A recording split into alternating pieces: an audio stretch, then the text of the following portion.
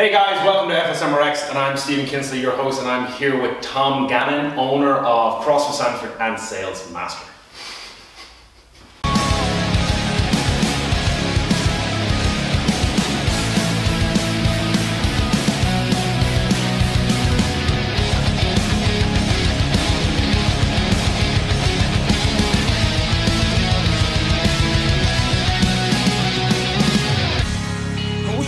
So hey guys, I'm here with Tom Gannon.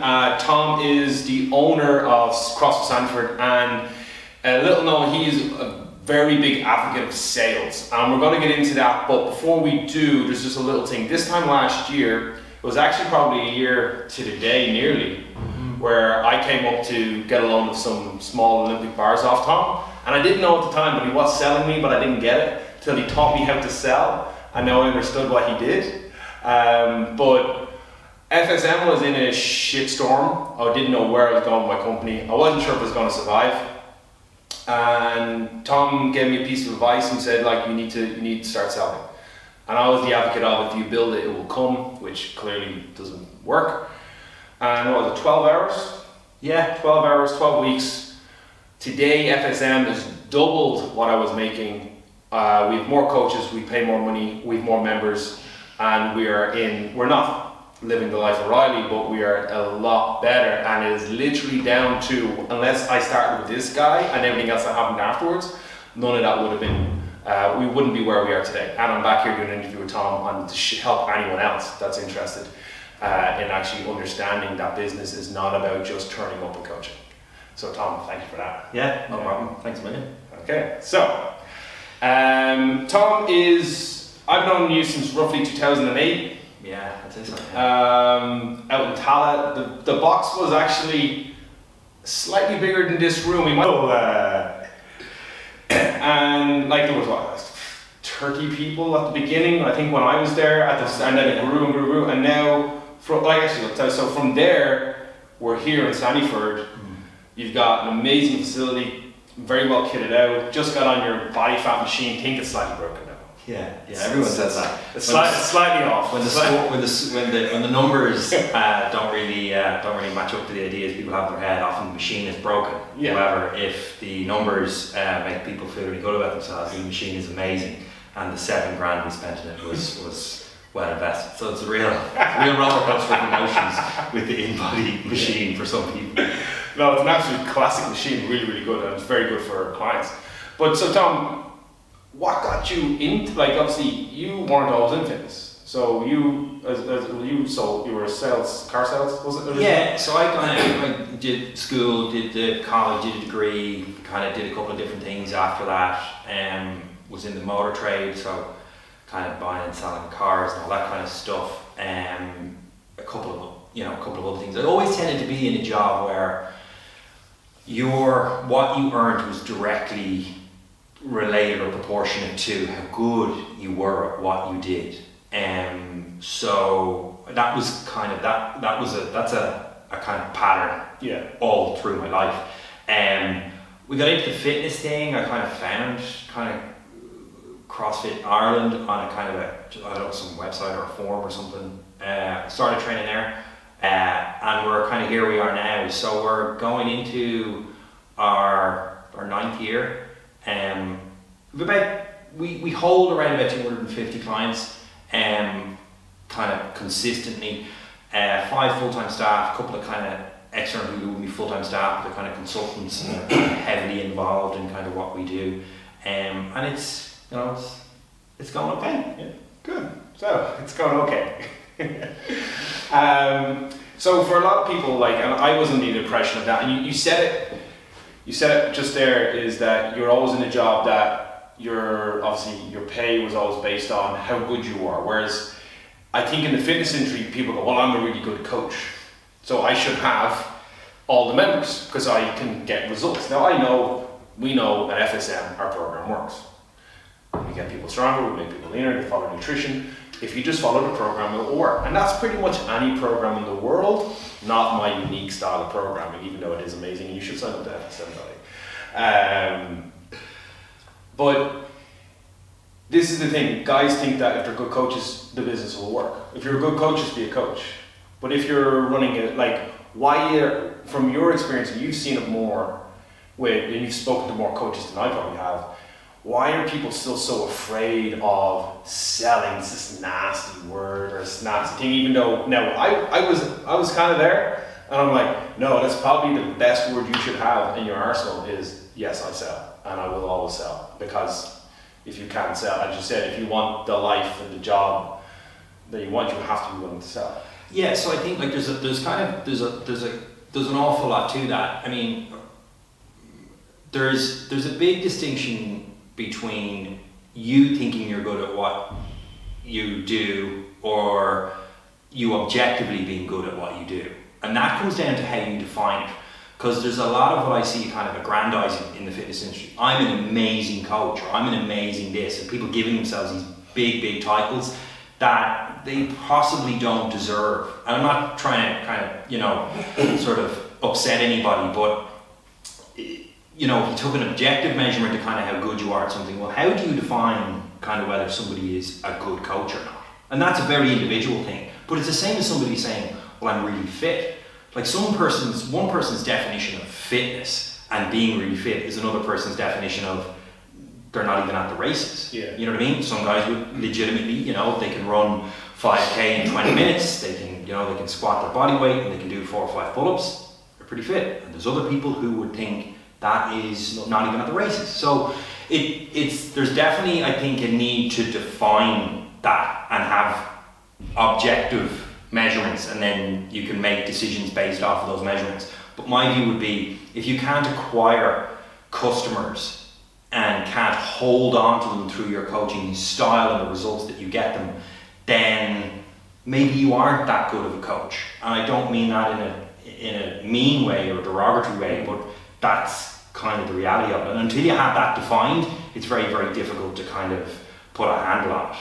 Yeah, and I find that one of the things, and again, I realized over the years, we originally tried to cater for everything. Yeah. And we tried to put more complexity into our program. We'll do this, we'll coach these people, and we'll do this membership and that membership. And then we brought it all back down to one type of membership, one payment, and everything's gone. So the one thing I found is that I'm a better coach with a certain group of people. Yeah. I found that, and I work my ass off. And so we have our general male, at our worst, our membership was with predominantly teens, because it was a cheaper membership, and that was when our company was at its worst. Now I think we have, well, not teens, sorry, students. Now I think we have 2 students, and we've replaced all them with full-time members. We're financially better, and everything's going stronger. So we found our niche, and then obviously our kids program that took a long time to get running, but now obviously that's profitable. So your kids program will be profitable if you do it correctly as well. Yeah, like the other thing you kind of hinted at was, so, you know, firstly you need to kind of define this idea of kind of, well, I'm a good coach, so I should have it. So I'd certainly define what people who are looking at this or run a business, what that definition means, okay? The other thing then I've seen is there's often a real sense of entitlement. Do you know what I mean? Well, I'm good at this, so I should be able to earn X.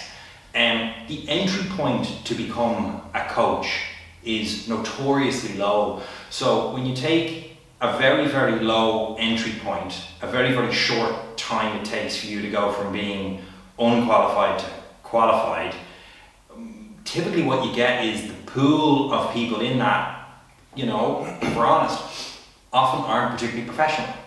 And you take somebody with, and again, I don't want to upset anybody, but you take somebody with a fairly low skill set, very low experience level in actually producing an outcome and a result for a customer who hasn't had to spend a lot of time developing those qualifications, you're going to get, you know, a kind of a mismatch of people who feel that they should be earning more than they are, or should have more success than they have, but they've never really had anyone kind of bring them through that. So if you take the comparison of somebody who wants to become an electrician, like an electrician's like a 3 to 4 year apprenticeship, and you will go in on day one and you will pretty much realise that you haven't got a clue what you're doing. But what happens in the fitness industry, you get these guys and they're like, they like to train, okay, and they look like they're in pretty good shape, and then they go and they do a 2-day 6-week, 12-week course, they come out the other end and they're told, you're qualified and you're an amazing personal trainer. And they believe this.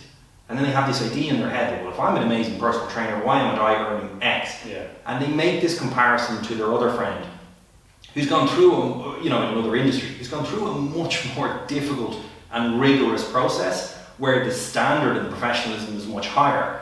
So they're not comparing like with like. Yeah. And I was always a big advocate of the kind of idea of, a day in the life of. Yeah. Like, I don't, you get people like, oh, take it even from a fitness point of view. I'd love to be like a 40-year-old man who's got like, kind of, 12% body fat, and he's really fit and strong, athletic and all that kind of stuff. Like, cool. Follow that guy around for 6 weeks. Yeah. And see, do you want to do that stuff? Well, that's interesting because yesterday I watched, on a break, I was watching one of the Gary Vee ones. And I like what Gary Vee, because some of the stuff is just, he just hits the nail on the head with some stuff. And he just goes, you see 15 minutes of my 15 hours. Yeah. And now you want to be an entrepreneur.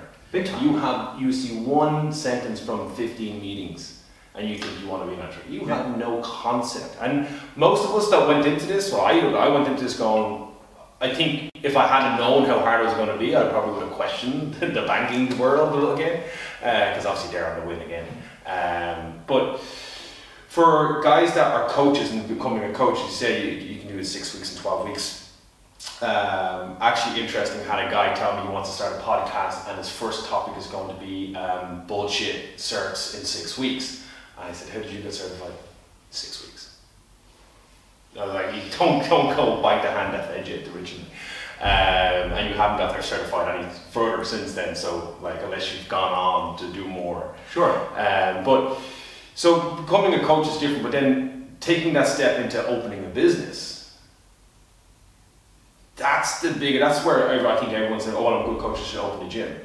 And like when you started, the financial injection you needed wasn't as big as like now. You can't open the small box gym anymore because there's too many big boxes out there. Or if you did, it would be a lot harder. I think when we opened on a shoestring, but that was kind of, we were coming to the end of people opening on shoestring budgets. Yeah, so I think what's happening, like the standard is kind of moving up kind of exponentially. But like if you want to, I'm doing this, I'm working with a guy at the moment on this, you want to open a small, now I mean like a small unit.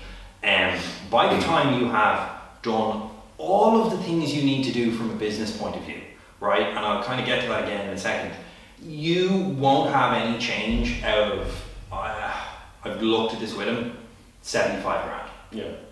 Right? So all the legal requirements, your legal fees, professional fees, architects, planning permission, health and safety, fire safety, fit out, signage, insurance, all of these things that are all part and parcel of owning a business, kind of that's where you're at. So yeah, I would agree with you completely, because customers now have an awful lot more choice, so they don't need to train in some kind of grimy, dirty gym where no one's kind of invested any money in a long time, because they can go down the road and there's some really nice, clean one with a guy who's really smiling and friendly and is doing this as a career. The other thing then that I see is just, if you take the comparison, let's say you really like to cook at home, right? And you cook really nice dishes and your mom and your family and your friends tell you this is great, okay? That's lovely, that's a real passion of yours and you really enjoy it. That doesn't mean you should go and open a restaurant. Exactly. And a lot of guys get this wrong and really do. Like, owning a gym, owning a business and coaching people are two very different things. You can interlink them. We've done it successfully, and kind of my business partner kind of is a really good kind of example of that. But they're not the same thing, and if you don't want that, and don't do it, like seriously, because this thing, I've seen lots of guys and met lots of them over the years, and it will chew you up and spit you out the other end, very genuinely, and that's not to put anyone off. Yeah. It's to open somebody's eyes. It's to open somebody's eyes as to what's required with this. Mm-hmm. Like my background is in working in jobs where if you don't perform, you don't get paid. My family are quite entrepreneurial, and I really wanted business, and I wanted to own one, and I've gone through loads and loads of stuff, and will continue to go through loads and loads of stuff. But the question I'd often pose to people is, would you take a commission-only sales job. Yeah. So no money, you only get paid if you perform. Normally that will rattle a few people. And if you take it from a full perspective, you could ask 100 people that who are going to think of opening a gym. You get a lot of guys who are like, yeah, do it, cool. I'm like, okay. Now, how do you think you're going to perform in that commission-only sales job when you have a landlord breathing down your neck, you have VAT liabilities, you have PAYE, PRSI, you have customer issues, and you are typically, and this isn't an exaggeration, you're typically working 55 to 60 hours a week on an ongoing basis. And you need these 3 people to buy a membership this week. Otherwise, you won't be able to buy groceries. Yeah. And that's not to be dramatic. That's where if you talk to people who are honest about this and go through it from start to finish, this is a story you'll hear over and over and over again. So my advice to people would, if you love coaching, cool, get a job coaching and become really good at all aspects of coaching. But if you don't want that pressure, that stress and that hassle, don't do it. Like genuinely, don't. Like the market's moving. There's opportunities for professional coaches. There's opportunities for people to make, you know, a kind of good living doing this stuff. So, you know, I would explore that first. And, you know, a big piece of advice is, and I do this, speak to somebody who certainly on the face of it looks to be very, very successful. And go, I would like to buy 3 hours of your time. So you take a partner in a law firm, guy making £1 million quid a year, right, as an example, and you want to legitimately find out about what's involved in setting up a law firm, having partners, you know, all of the stuff attached to that, and you want to emulate what he's doing. Yeah. Those 3 hours could be the best money you've ever spent. I've had guys do this. One guy in particular, he's like, I don't want this. I really, really don't. Because I gave him an honest account of what's involved. But that's the big thing that I found is, I think I was slightly naive. I've always wanted a business and I've always wanted a coach. I forgot that when you put them together, one has to be the strongest. And as FSM's growing, I'm taking a more senior role in the company, as in I'm coaching less because I can't run the company and coach all the hours. So, and I'm okay with that though. I'm happy doing that because I've coached for 16 years. I've personal trained, I've done classes, I've done strength and conditioning, I've done all this stuff. And I love coaching. I'll always have some aspect of coaching. It's now focused more on our kids program because it's a new area for me to work with. But I'm okay with stepping back, where I think some coaches, like I found it hard to let go and put other people into place. Sure. And that's normal, but I find that a lot of coaches will probably, they want to like, the main thing is you can't do it all. No. And that was the one thing you said to me, you're grinding yourself into a hole. Like, who does the sales calls? You can't put a coach in there that's not trained, so it's your company, you're going to be more passionate about making those 3 sales that you need to pay your bills. So you're the guy that's going to be on. If you have to walk down the main street and get 3 people to sign up and walk up there for 12 hours and get 3 people to join your gym, are you willing to do that to pay your bills, to get your kids fed, to pay your home rent, pay your car insurance? And if you're not, as Tom says, then I would honestly consider what you're planning, because it's a shitstorm. And anyone that's been in the business of running a gym, I say within probably 2 or 3%, has had this kind of oh shit moment where you're sitting there with your head in your hands. Well, I know I was, and going, what the fuck am I doing? What did I get myself into? Yeah, I mean, the other side of that is if you're not having those moments, you probably aren't pushing hard enough. You aren't really trying. You know what I mean? That's a kind of the other side of it. And so, you know, I by no means do I want to kind of sound discouraging to people, but it's very hard when you kind of meet someone and they kind of get to a certain point and, you know, they're at this for 6 months, 12 months, 18 months, 3 years, and they're really going nowhere, and the clock is always ticking. So, you know, I'd be very, very mindful of that and understanding kind of what it is that you're getting into. Take as a kind of a comparison. It's like being dropped into an event, you know, a 3-day event that's real heavy, real fast, and you can't leave until the workouts are finished. Yeah. And guys, you know what I mean, kind of miss that. Guys don't get that. They're kind of like, just think, oh, well, it'll be fine, we'll all have a great old time. But, you know, the reality of running a business is it isn't like that. Yeah. So, yeah. Okay, so we're going to take a quick break, and then we're going to just finish up with 2 more questions, if that's okay? Yeah. So with strength training, like, after a couple of injuries, I got into a point where I was like, what is... Like, okay, so numbers are easy. Strength is great. People get addicted to it because, you know, 1 kilo on the bar is a PB, and that's really easy to kind of to measure, you know. But at what point, like, everybody has their ceiling with strength.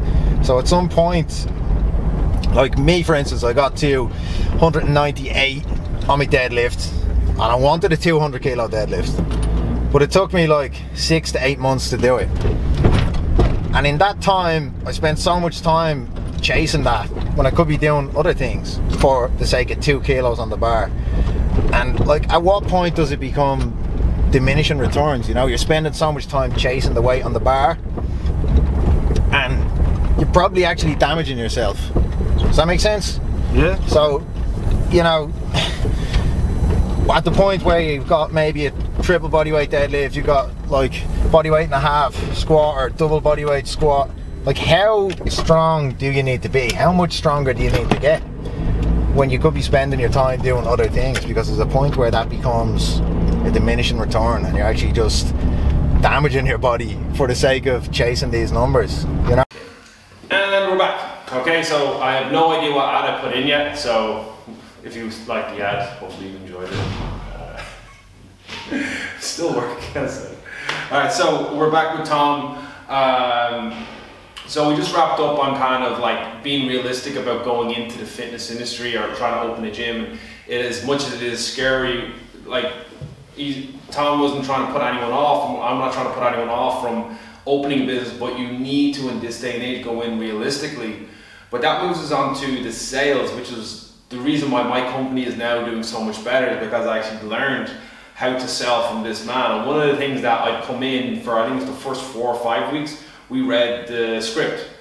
And we read the script, and we read the script, and he wouldn't let me do anything until I learned the script, and he knew if I didn't learn it properly. He's like, you didn't really do it, did you? Yeah, kind of did. Ah, you didn't. Okay. And he took no shit from me, which is what I needed. And these are things that, oh, I don't want to be a sales guy, but like, at what point, like, if you're opening a gym tomorrow, if someone was opening a gym tomorrow, the first thing I would say to them now is like, do you know how to sell? Do you have a sales script? Do you know what you're going to do? How are you going to, what words are you going to use and stuff like that? So for tons of gyms that still aren't doing this, what is like kind of like, how important is sales to the company? I know retention and everything else, we get that, and loving your members, and we all, but to get them through the doors, the main thing, isn't it? Sure. Yeah, I mean, a big part of it for me is sales, when it's done right, should be a mutually beneficial arrangement. Yeah. Okay, and we joked about this, like, okay, so you invested some money with me, we did some training, and, you know, even somebody independently looking at this, or objectively looking at this, will be like, that was a really, really good deal for you. Yeah. You know what I mean? And I'm happy kind of the way that it went for me. So that's the way I look at sales. You're trying to help and facilitate somebody solving a problem. That's it. And it's if you shift your mindset to that, it's kind of a much nicer place to be. And then the other side of it is it's value exchange. You know what I mean? So to give you an example, like, in the world right now, somebody is spending 200, 2,000, 20,000 and 200,000 euros on a car. Yeah. Right? At some point, okay, today, or probably right now. All of those things represent different values and different kind of, you know, different transactions to people, but ultimately they all come back to the same thing. And when you approach from the point of view of, I'm going to solve your problem as best I can, then that's a much nicer way of looking at it. And the way I try and frame this for guys when I work with them is, if you really understand the customer, take the time to learn a little bit about the customer and ask them some questions. Here's a kind of a snapshot of what it can often be. The goal, so whatever it is, we'll take fat loss as an example. Somebody wants to lose 15 pounds of fat. That has been a goal of theirs for the last 3 or 4 years. It bothers them because X, Y, and Z. They don't feel comfortable in their clothes, they're worried about health, they can't run around with their kids, etc., etc., etc. And for them to lose that kind of fat and get back to where they were, or you know, just achieve something new, would be an absolutely amazing experience for them. And it would have a really, really positive impact on their life. And when you understand from that point of view, take the time to do it that way, you'll realise that asking that person for 400 or 4,000 euros, depending on the setting and depending on the people you're dealing with, represents value. Yeah. Okay? And a big part from a business point of view is like, okay, we did it from the perspective of a script because we were under quite a bit of kind of pressure to kind of get stuff done. But it's really understanding the flow of it and how it all works. Like, a lot of our sales process is making sure we have the right fit for the gym. And that's a misconception, because people think, oh, I'll take everyone in. But some people are not going to work out in your gym, and they can be, and it's happened to us, and I'm sure it happened to most people, where you get someone that comes in and they're a bit of a bad apple and they create a negative atmosphere, and you have members leaving because of that member. Yeah. So you have 5 or 6 people lose, but that one member's still there. Yeah. And because you didn't screen them correctly. And that's a big thing for a lot of gyms, and I know it's happened to us. We screen like hell now. If I don't like someone, I have no bones saying that. I think this will be your last week. Yeah. And I'm happy enough to say that, because at the end of the day, it's our members that count, and it's my business on the line. So it's reputation as well that goes with that. The other way I look at it is, you know, if you want to be a little bit more forceful about it with people, is what alternative do you have? You know, get good at sales, or people have this idea that they're just going to retain their way into a successful business. But you have to get and acquire that customer in the first place. And without that, you've got a really, really big problem. Like, we've got a very good retention rate. We talk to other coaches around the world and guys at a similar standard, and we know that the numbers we hit are pretty good. But at the end of the day, you're always going to lose people, so you need to kind of get new people in. And if you don't have a sales process, and you don't have sales skills, effectively what happens is you spend a lot of time doing a lot of stuff that doesn't really produce the outcome that you're looking for. So our business and almost all the decisions we make are based off the idea of outcome-based decision making. What outcome is this producing? So I'm going to invest time, energy, money, expertise here. What's that going to produce for me in 1 month, 3 months, 6 months, or 10 months? And the payoff can be kind of short or long, depending on what you're doing. But, you know, if you don't approach it from that point of view and you don't develop your sales skills, you're going to end up with a whole host of problems that are really, really easy to solve. Yeah. Like, genuinely, we did it 12 hours, and there was some other stuff we covered in those 12 hours, and all of a sudden you leave and you've got a really smooth, polished sales process that you understand and you feel comfortable doing and is in line with your principles for your business. Yeah. Because that's the other side of it. You don't have a sales system, you don't really know what you're doing. You know, you end up with this really, really mixed bag of people. Like, we turn down someone not that often, but we do turn people down. We just say over the phone, based on what you're telling me, I don't think that what we do is a good fit for you. Yeah. And then just one other thing is that it is nerve-wracking, because I know I found it very like, I can talk in front of people, no problem, but I wasn't comfortable asking people for money. I just didn't really feel. But then, as Tom made a point, it's like, they're paying for the value that you value yourself at this. If they walked into the room, you'd be very confident in saying, over the phone it's different. The first sales calls I made were in Tala Hospital car park, where my son was in for 3 days and I had to miss one of our sessions. And I got in, it was snowing. I remember I was in the car park, I was like, what am I doing? Tom said I had to make calls. I went out to car park at 6 o'clock and I sold, I think, 4 memberships out of 10, and then went back into the hospital. Right? I didn't want to do it. I was like, oh, everything was against me, or telling me, no, you don't have to, like, you can justify not making these calls. And then in the back of my head, I had Tom kicking me, going, yeah, your gym's gonna close if you don't. And that's not, and again, we're not trying to be funny or dramatic. This is actually what it was. You run out of money, you know what I mean? And that's it. And and people probably will struggle to kind of hear this message, but you'll often end up with the business you deserve. Yeah. You know, you really will, based on the work you're doing and how uncomfortable you're willing to be on a daily basis. You'll often end up with what you deserve. Yeah. And you know, and that's exactly what I'm talking about. That's a very, very awful situation for someone to be in. You're sitting there, your child is in hospital, and this business is literally breathing down your neck because you're sitting there going, I'm like a couple of weeks away from closing the doors of this thing. And then from there, the next step is, you know, in the nicest possible way, a lot of employers, you know, you've worked for yourself for 6 or 7 years, it's a very, very particular type of employer who's like, you know what, let's take this guy. Because in their mind, they're like, this guy's kind of done his own thing and not really had to answer to anyone to a large degree. Why don't we take the other guy who is probably just going to toe the line? Yeah, do what he's told. Yeah. So that, you know, is that's certainly worth bearing in mind as well. So hopefully that was good information for you guys. But we're gonna kind of wrapping up. We got one more and a little bit here. A big thing that we spoke about before, we spoke about off camera, is taking that big step, as in you now own a business, you're selling, you've coaches.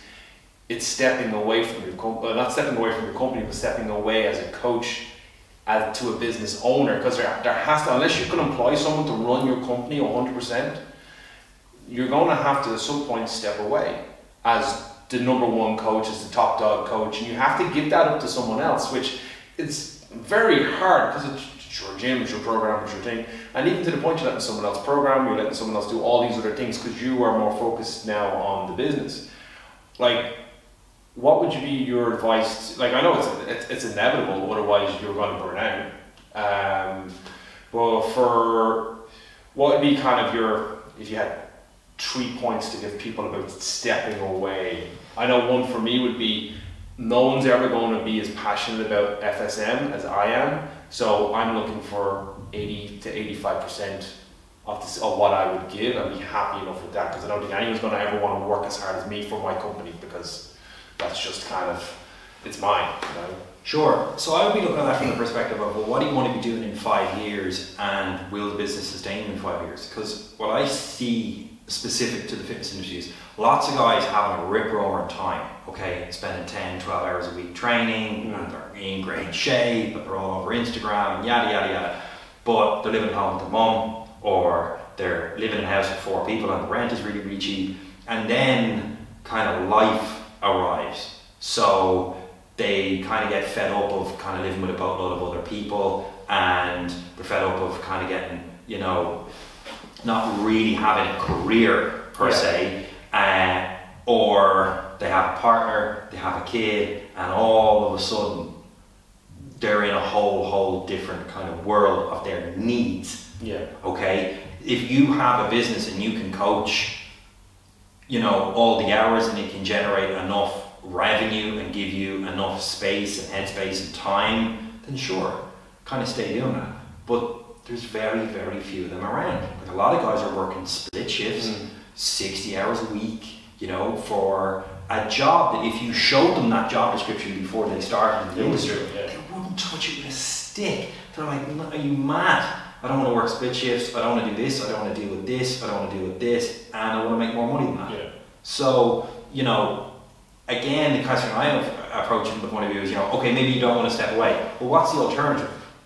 Because where are you going to be in 2 years or 3 years? And that was one of the big things you said to me, is where you want to be when you're 40, because I'm 35 now, or when you want to be when you're, well, it's 3-4 at the time, where you want to be when you're 40. And as much as I love coaching, I don't want to be doing what I'm currently doing. I want to be doing something better, still have some sort of something going on, but there's an evolution, I find, that for people that want to become coaches, business owners, and you have to kind of step up every time, and you're stepping into a new stress, a new level of stuff.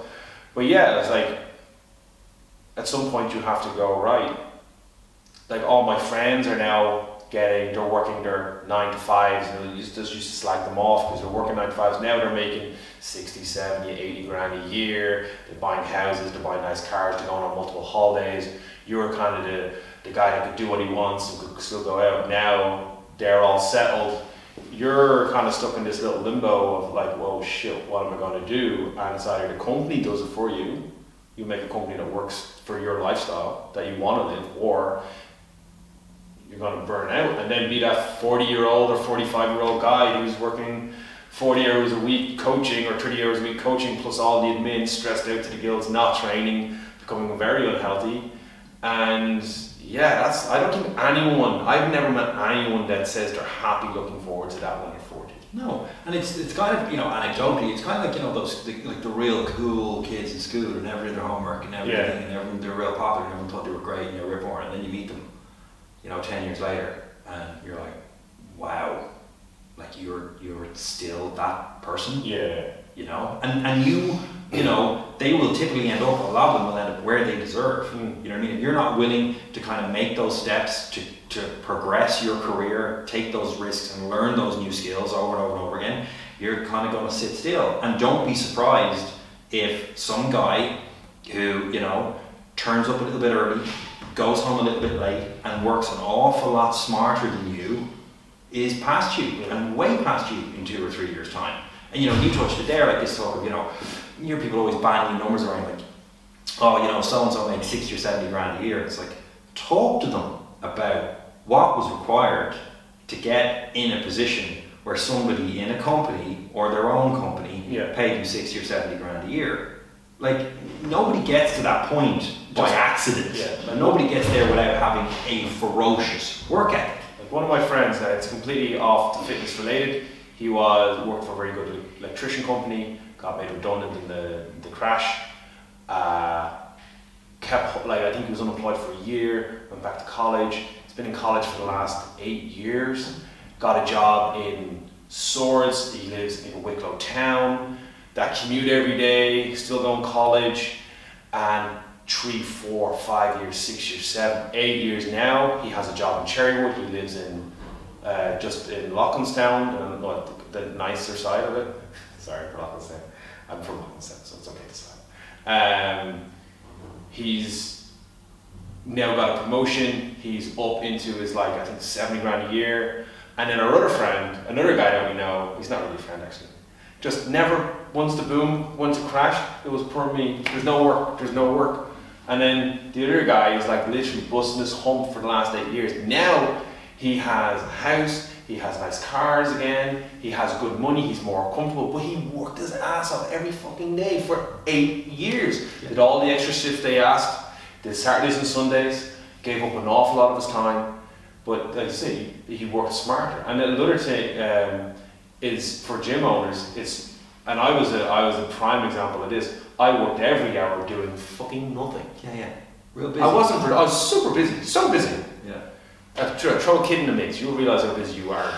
Yeah, so like, and again, it's not to be kind of rough or unkind about this, but you know, what are people in the fitness industry, guys who run gyms or want to kind of move on to the next level, what are you doing to contribute to that situation? I heard a story recently of a guy he's got part-time hours in the gym, and he's just like, you know what, I'm just going to jack it in, I'm going to get an office job for 35 or 40 grand a year. And I like genuinely laughed. I was like, if you find a 9 to 5 job in an office with 4 weeks holiday that is 35 or 40 grand a year with the qualifications you have, give me a call. Like genuinely, because I know a lot of people who will work 8 to 6 for that money, okay, and they'll do it a lot faster than you. And there's that naivety. There's a naivety and a kind of almost sense of arrogance or entitlement to it, where people don't really want to examine what contribution they're making to their own success. Yeah. Like, what are you doing to fix this problem? Or what are you doing to better the situation? And, you know, okay, that's probably an issue across the board, but, you know, if you're not making a contribution to solving the problem, you very seriously are a part of the problem. Exactly. And you know, look at it objectively. And you have to put your hand up and say that you're not good at something as well. That was a few things that I had to kind of own up to with Tom, was I had to own up to saying, I'm not good at this stuff. I'm very confident in certain things that I do. There's a lot of stuff that's trying to shite out of me. And then getting other people to do the work that you shouldn't be doing. Yeah. That was huge. Like, one of the big things that you maybe just think of it there with sales is there's a real rawness to sales as opposed to coaching. Because in coaching, it's very subjective. You know what I mean? Yeah. I'm good, I taught him well today, we kind of really got to him. Sales is like, when you work it all the way back, it's kind of quite blunt. Yeah. 27 people got in touch this month. How many of them bought a membership? And a lot of people really shy away from that, just raw hard numbers and trends of numbers. Like our business is, we're very into the subjective side of things, and everything is geared around the customer and kind of making the customer have a better experience. But it's outcome-based decision making, and we can't use feelings for outcomes. Yeah. There has to be, like, we know that we're doing this and it's producing that, and we'll try and attach a number to it so we can spot the trends. So a lot of guys, without kind of prattling on about it with the sales stuff, are really uncomfortable with it because it really affects their ego. People think sales is just this thing. Yeah, I'm really good at sales. Like, cool, bring me through it. Show me, like, what are the 3 signs that somebody's interested in buying what you're doing? You know, how do you pre-qualify them? Where are you showing value? What point did you think you lost them at in the sale? All of this stuff that me and you went through, and when people see it for the first time, they're like, oh my God, like one of the things we do, and it's very basic from a skill set point of view, is a sales process with a script that you can use words that suit you. And I've met countless guys who can't sell. This isn't defeating, like objectively cannot sell. You give them 100 leads, nothing happens. They don't have the discipline to do it right, and you give them a script and they decide like that they're just going to do it their way. In spite of all the evidence. You're like, you cannot sell, you haven't solved anything, and the contribution you're making to solving this problem is just doing it whatever way you feel like it. And then suddenly you're surprised that your sales process or your fitness plan or your business is going badly. You know, and that's a hard spot to be in. You have to be a very kind of, and you have to learn and grow that ability to just kind of go, yeah, no, I'm taking a piss here. I really need to just kind of do what I'm told. But that's it, and it's, you need to go and invest your money. If you don't have it, fine, but you need to go invest your money and your time in people that have done it successfully. Yeah. Because there's no point in thinking, oh well, YouTube isn't going to teach you, by the way. I'm just saying, I've tried, I've looked at YouTube stuff, reading all the books in the world. The practical work is where it needs to be. So, last thing before we wrap it up, Tom, 2018, sitting on the beach, few chicas around you, Mrs. allows it. Yeah, of course. I'm just going to be sitting, you know, with my girlfriend drinking pina coladas, having a great time. No, I mean, I love what I do. I love seeing the business grow. I love seeing my team grow. And I've got a really good team. We all work kind of very hard and work very well together. So our plans for 2018, a couple of kind of, we're really trying to all the time improve the kind of customer experience. And so we recently, you know, the in-body machine, you know, $7 grand on a machine, and people are like, you know, I wouldn't, you know, on one piece of equipment. Well, the reason we do that is to help our clients objectively understand what's happening in terms of their goals. And the other thing that we're doing is making it, or doing our best to make it kind of an awful lot more personalized for the customer, in terms of kind of how we communicate with them. So a kind of coach being assigned to each customer for outside of class stuff, so that we can help them with the lifestyle piece and that. And from our coach's point of view, they get more and more responsibility, but with that, they have an option to make, you know, that contribution towards their career progression.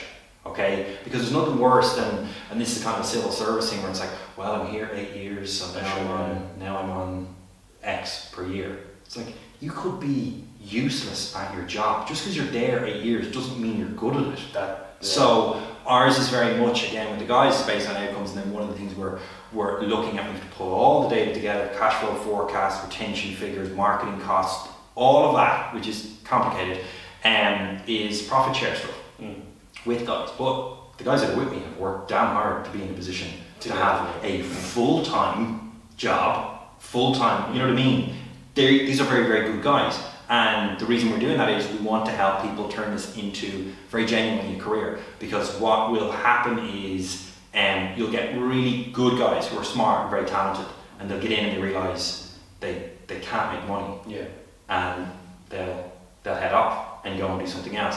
And I firmly believe this, and I always have, fitness, and when it's done right, has a transformative effect on people's lives. It genuinely does. They sometimes don't realise it. But you get someone who, you know what I mean, who can't bend down, you know, can't break parallel in the squat, can't put their hands overhead, and they're weak and really deconditioned. And you work with them for 6 months, and they kind of follow along with what you're doing. You know, day 180, they're a different person, and that filters into every part of their life. So what we want is to have you know, our guys are part of that, but if for it to be a win for everyone involved, and that's the way the business should work. It has to be a win for me and Will's company, it has to be a win for the customer, it has to be a win for the coaches. Yeah. Because without that, somebody's happy. And then without that, the other problem you'll have is, you know, and we're at this a long time, but if people in this industry don't push from a kind of professional standard point of view, you know, customers are kind of, they're just not really going to engage in it. You know what I mean? They'll just be like, I just couldn't be bothered because it didn't feel particularly professional, didn't really feel kind of like I was getting what I wanted out of it. And then the talent pool that's coming through, there's guys coming through all the time, they don't really have anywhere to go. So we take that, you know, our duty of care, if you want to put it like that, to our customers and to our coaches very, very seriously. We have a good time and we're always kind of, but this is, you know, this is serious stuff. Yeah, loads. But the way it should be. It's the way it should be. Hard work. I think everyone should have a lesson in discipline and hard work, because this sense of entitlement that I'm a coach and I should earn this much money. It's like, well, yeah, how are you going to earn that much money? I'm not going to just hand you the job that you want with the money you want. It's hard work. But guys, that is the end of our show. We're going to wrap things up. If you want to find Tom Gannon, can people find you, Tom? Yeah, do you want them to find you? Yeah, I do. But understand, if you do, I'm going to bring you through a pretty rigorous pre-qualification process right out the gate. Because, much like the fitness industry, lots of fitness professionals get in touch with me. They love talking about their problems. Yeah. They want to tell you the stuff that's wrong. And I get it, and I'll hear it out, and I understand it. Really what I'm looking to do is, you know, what are we going to do to fix this? Because we're all busy. So you can find me, if you search for Thomas Gannon on Facebook, you'll find me pretty easily there, or you can email info@CrossFitSandyford.ie, and one of my guys will forward your details on to me and I'll get in touch. Cool. All right, guys, I hope you enjoyed the show. Again, any questions, put the comments below. Tom's links will be below as well. Again, if you're thinking about getting into fitness, or you're in your fitness industry, or you're thinking about opening a business, I highly recommend that you either touch base with Tom or you look into sales and get all of that done before you buy a bloody barbell. Because it will make your life, you will do the work that Tom's been able to do and other gyms that are successful in half the time, because we've done it all, we've gone through the shit to come where we are, and people like Tom can help you avoid a lot of bad years. So Tom, thank you for the show. Not at all, thanks for that. And subscribe to the show.